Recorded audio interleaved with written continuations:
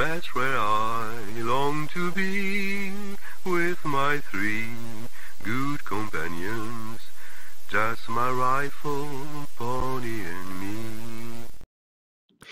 Microciné, bonjour ou bonsoir, ça va dépendre de l'heure à laquelle vous allez découvrir cette nouvelle vidéo. Nous sommes le 6 septembre, c'est la officiellement première émission que j'enregistre depuis cette rentrée et je commence sur un coup de cœur.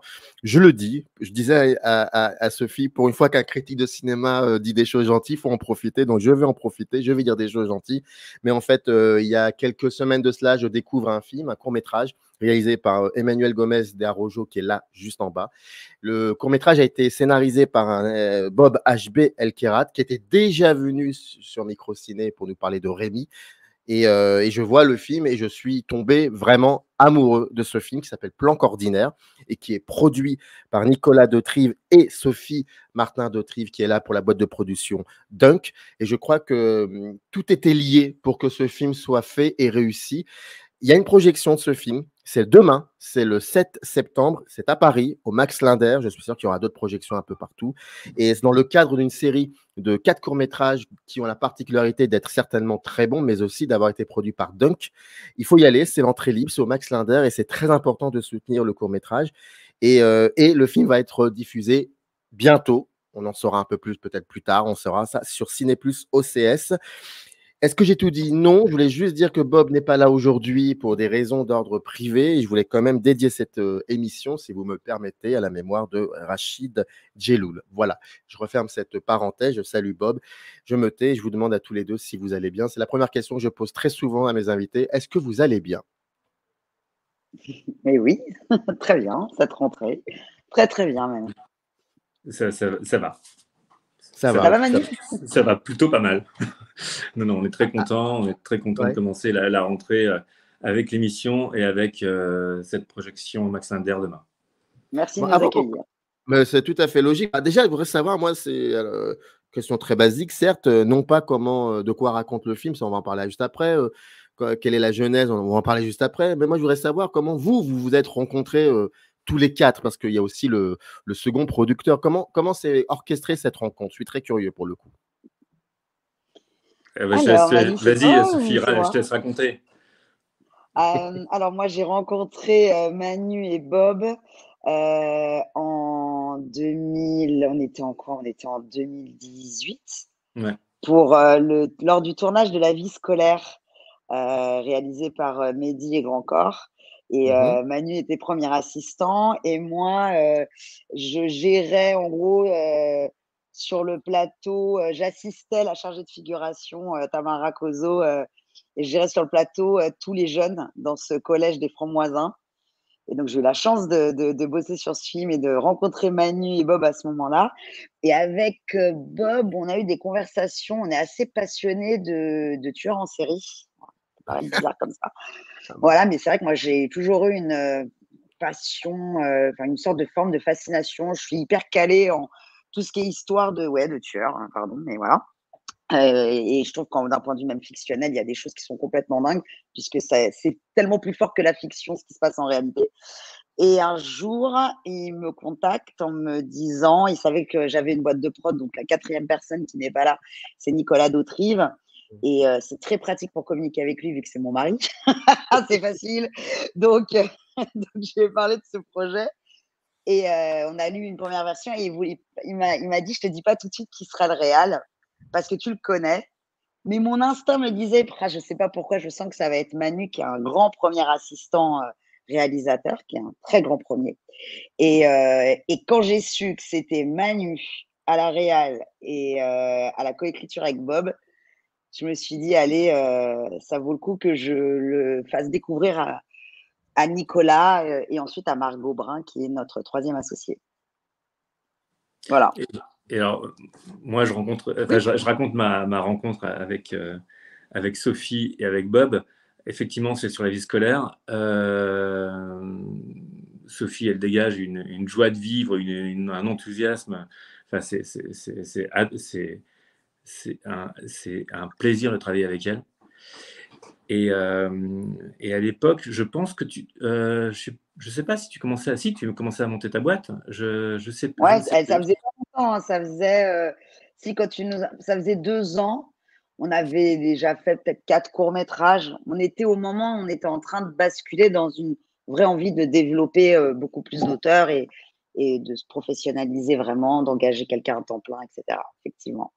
Et moi, j'avais des velléités de réalisateur. J'avais écrit pas mal de choses, mais rien forcément d'abouti. Et je rencontre Bob, qui réalisait le making-of. Et Ouais. on se rentre dedans au départ.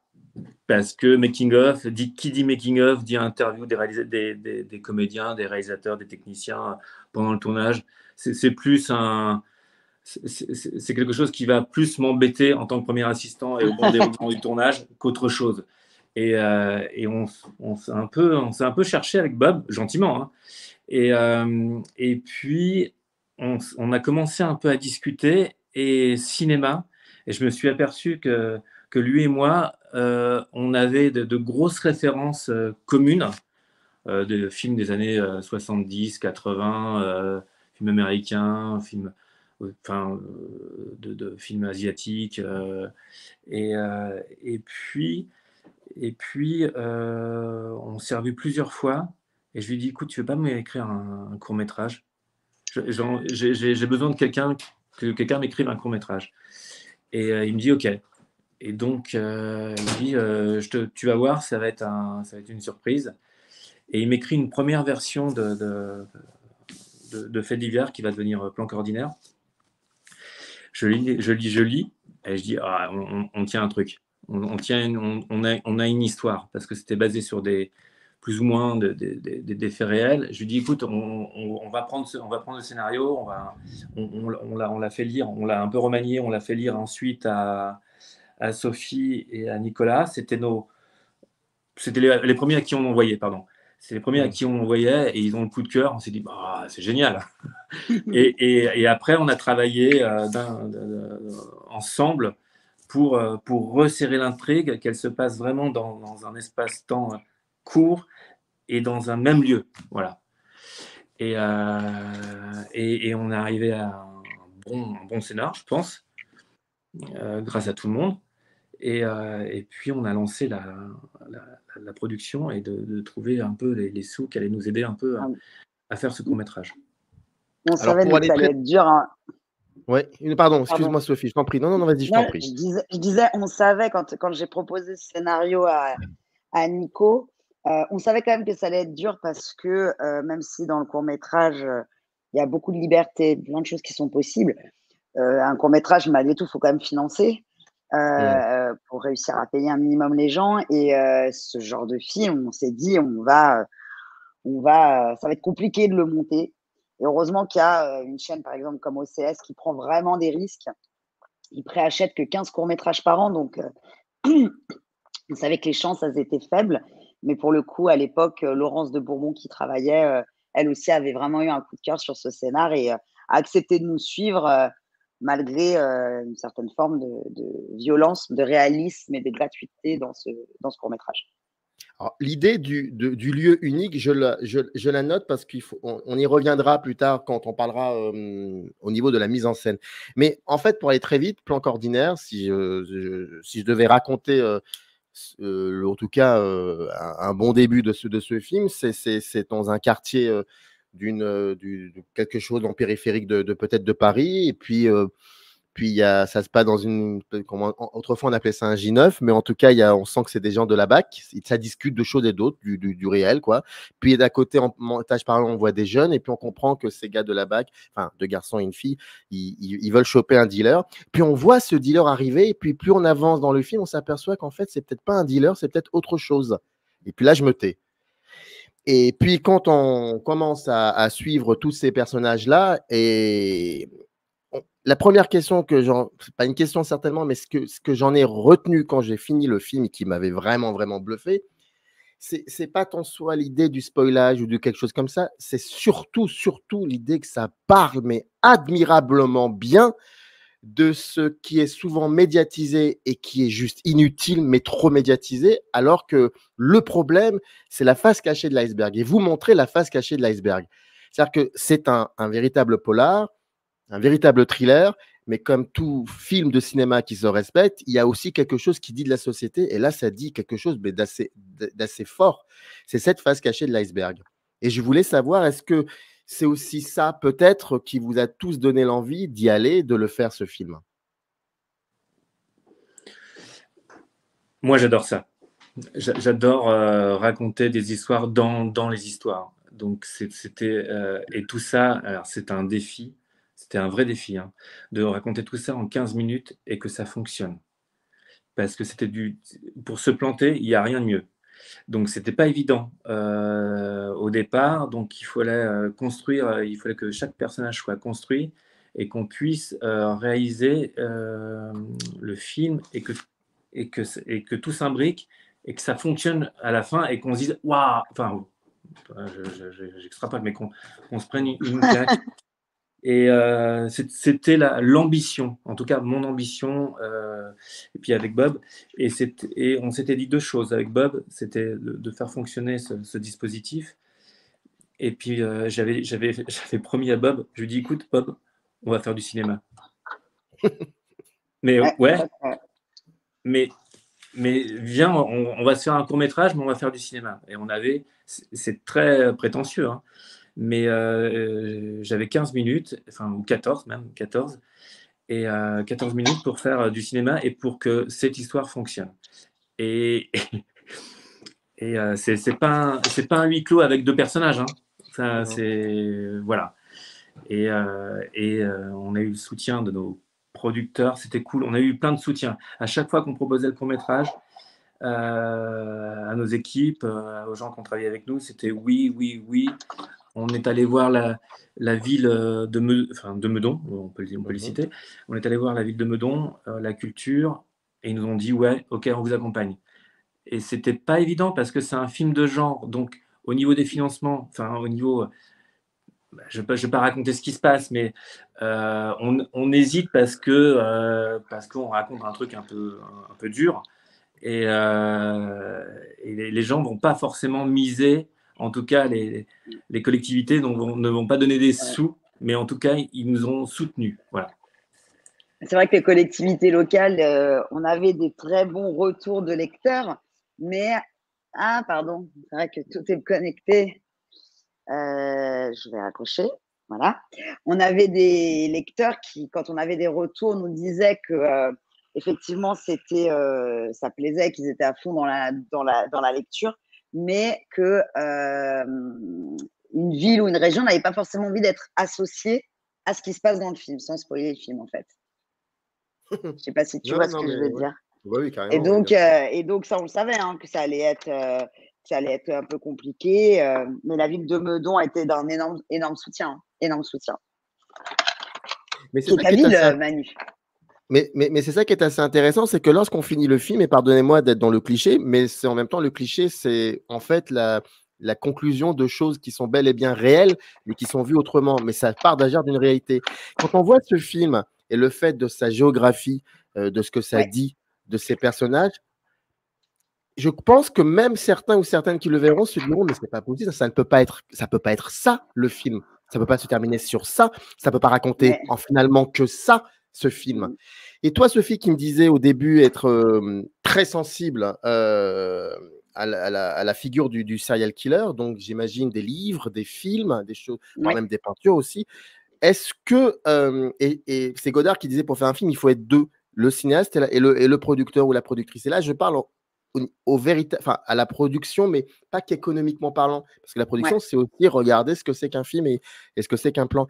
Est-ce que lorsqu'Emmanuel travaillait avec Bob sur le scénario et ensuite sur la mise en scène, est-ce que ça épousait aussi ce que tu voyais quand tu avais lu la première fois le scénario?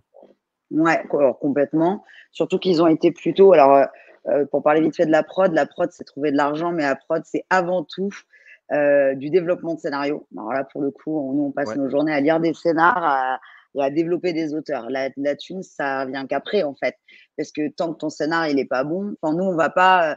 on sait que les chances, elles sont minces. On sait que tu peux présenter qu'une fois dans les différentes commissions. Donc, nous, on va envoyer le film quand on estime qu'il est en accord avec nos auteurs, à la hauteur de ce qu'on voulait.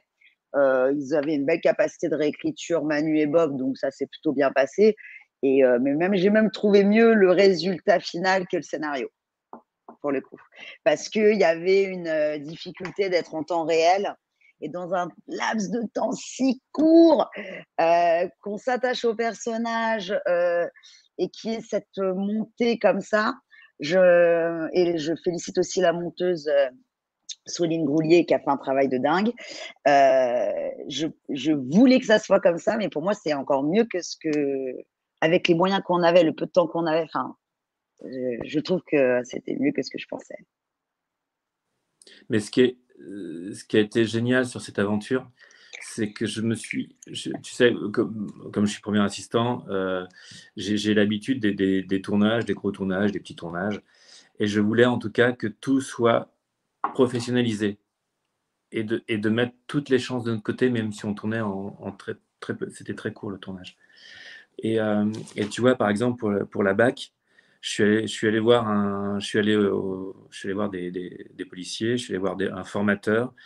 Je lui ai demandé d'être avec nous, de briefer les 3 comédiens. Donc, c'était un policier de Clamart. Et Clamart et Meudon se mettent un peu dessus de temps en temps. C'est assez drôle parce que le gars, le policier, est venu à Meudon s'occuper de nos 3 comédiens qui jouent les policiers de la BAC, leur montrer les maniements, comment on fait une arrestation, les armes utilisées. Et on est en court-métrage quand même, mais on a été focus et vraiment, on a suivi les règles. Et les jeunes étaient là.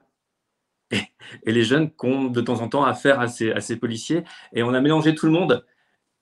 Et c'était génial parce que j'avais des jeunes qui étaient là, waouh, qui regardaient un peu comment se passait le truc. Et ils étaient épatés. Et le flic, il était un peu déconcerté. Enfin, Gilles, pour pas le nommer, il était un peu. Et ça lui plaisait. Tout se mélangeait. Et pour moi, rien que ça, moi j'avais réussi déjà ça. Voilà. Et on a fait travailler, ce qui est aussi important, je tiens à le souligner aussi dans cette émission, c'est qu'on a travaillé avec des jeunes. Quand je suis allé solliciter la mairie de Meudon, je leur ai dit, écoutez, on va prendre des jeunes issus du quartier, issus de Meudon. Donc, on a fait passer des castings, ils nous ont monté une salle, on a fait passer des castings, et on a pris des jeunes de la ville de Meudon. Et on a pris quelques seconds rôles aussi de la ville de Meudon. Voilà. C'était un deal. Et c'était aussi important de s'inscrire dans la ville. Et on voyait tous les passants qui étaient curieux.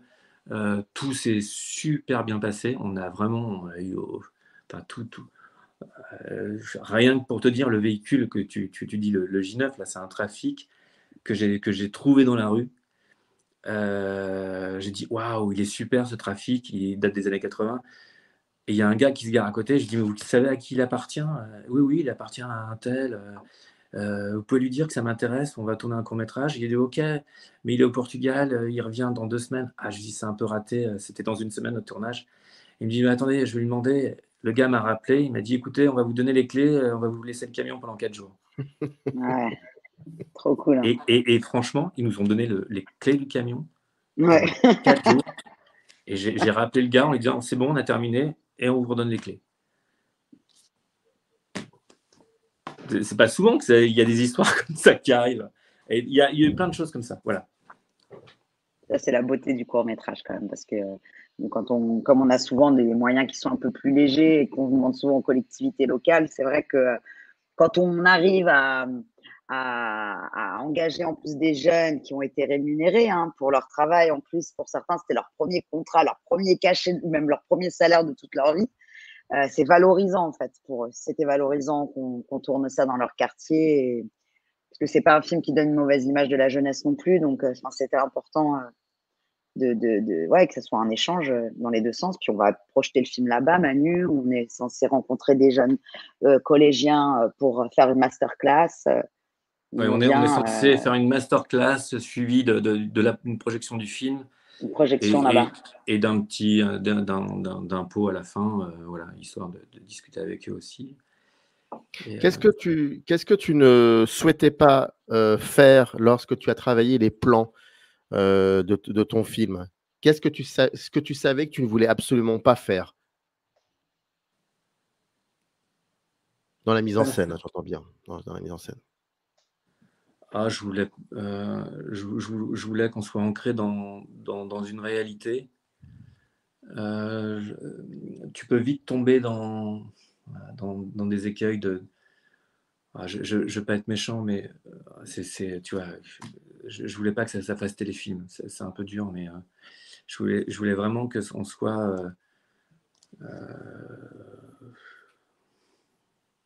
je voulais vraiment qu'on soit ancré dans une réalité, réussie ou pas réussie, hein, mais qu'on soit ancré dans une réalité et qu'on soit dans le quotidien de la vie de chacun. Voilà. Et est-ce que ça se traduit aussi par ce lieu unique dont tu parles? Parce que ce qui est assez paradoxal, tu parles d'un lieu unique, donc effectivement, c'est ce quartier-là, mais en même temps, le film regorge de plusieurs endroits. Il y a l'ascenseur, Oui, il y a, oui. il y a le camion, il y a la cave, et j'ai l'impression qu'en fait, ces endroits-là, ces pièces sont aussi, créent aussi du mal vis-à-vis de celles et ceux qui sont à l'intérieur. Ça n'est pas qu'une histoire d'individu qui va peut-être semer la panique. En fait, ça va, et c'est pour ça que ce film, je trouve qu'il y a une résonance finale incroyable, c'est que l'architecture de tous ces endroits crée ça génère aussi du mal, de la violence et de la tension qui se répercute sur toutes ces personnes-là. J'ai cette sensation. Et c'est pour ça que lorsque le film se termine, on va dire, l'intrigue sort de ce lieu pour aller ailleurs, on se dit mais non, ils n'ont pas le droit de terminer le film, il faut qu'on aille voir un peu ce qui se passe ailleurs. Il y a un côté début de long, c'est vrai qu'il y a un côté début de long. On a envie, c'est vrai, hein, quand on a terminé le film, on s'est dit, mais attends, on a tout en place pour faire un long, tout en place. Et il y avait une frustration, c'était vraiment... Et les gamins, les jeunes étaient... ils étaient, bah, ça continue, ça s'arrête. Nous, on est prêts, on est là. Ils étaient à l'heure. Il y a vraiment eu aucun regard. On les a mobilisés. Moi, j'ai répété un peu avec eux avant. Je voulais pas trop répéter pour qu'ils gardent un peu leur spontanéité, leur vérité. Et ils ont une bande sur WhatsApp. Ils sont en contact depuis. Voilà. On l'a tourné en janvier. Ils sont en contact depuis ensemble. Ils se voient. Ils sont trop là, demain, ils vont venir en bande. Je ne sais pas comment ils vont venir. Mais... ils vont venir en force. Ils vont venir en force. Voilà. Et par rapport à cette architecture, qu'est-ce que vous en pensez de tous ces endroits qui finalement aident aussi à créer le suspense à chaque fois? Je te rejoins. Pardon. Enfin, en tout cas, je suis d'accord avec toi. On a créé chaque lieu à sa propre lumière, à son propre son. Enfin, tu dis la cave, et ben la cave, elle a son propre son. Là, l'ascenseur, ça résonne d'une certaine manière. Le parking. Le sous-marin, enfin ce que j'appelle le sous-marin, le trafic, le véhicule de la BAC, ils sont, voilà, c'est vraiment, c'est des cadres, c'est des pièces, et oui, et à la fin, il y a ce fameux, enfin, je ne peux pas raconter, mais on a envie que ça, on a envie que ça continue. Mais c'est vrai que point de vue prod.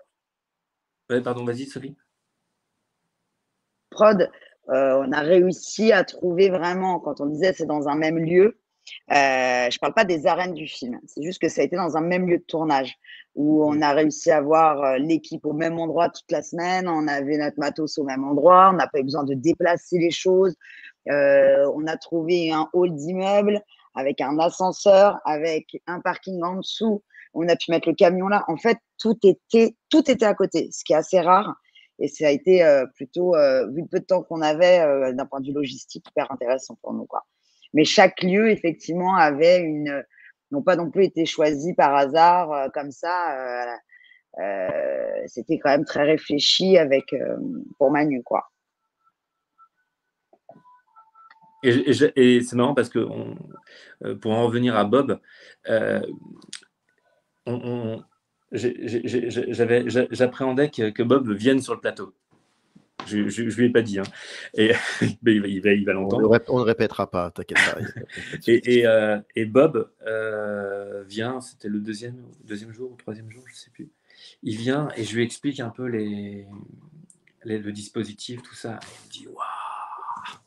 Il me dit c'est top, quoi, c'est top. Et il voit le truc, il voit il avait déjà vu les comédiens, mais il me dit waouh, on est bien là, on est bien. Et c'était